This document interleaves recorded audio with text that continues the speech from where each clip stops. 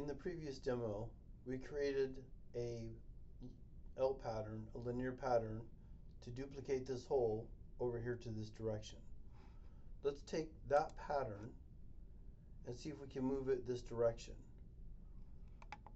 So again, using the linear pattern, I'm going to select this edge, and I want it that distance, so I'm using this distance here. I chose the direction 1 to go along this edge, just like we did in the previous demo. And how far apart do I want it?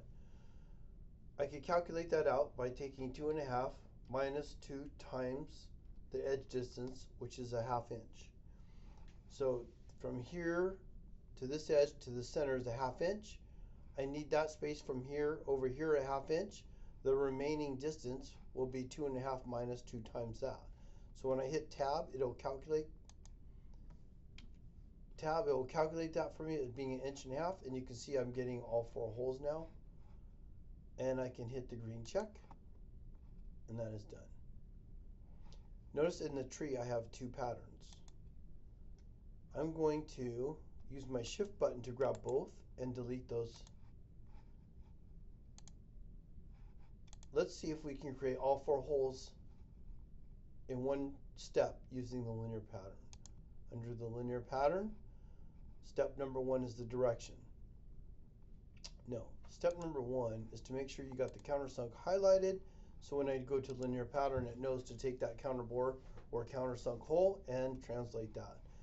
So it's asking me for the direction. Do you recall what I typed in last time? If I click here, I can type in the total length, which is 5 inches going along here.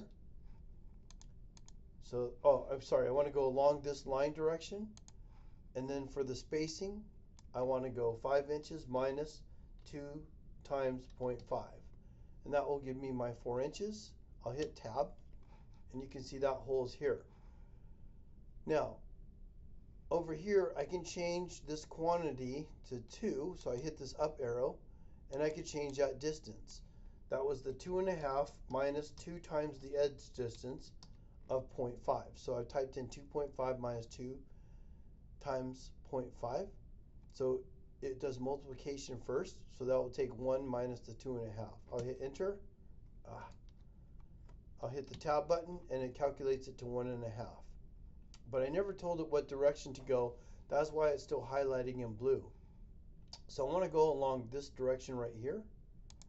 So I grab that line, and saying right here it's going to go in direction number 2, 1.5 inches. I want to reverse that direction. So you see that button right there? It's how you reverse the direction. I'll hit reverse direction.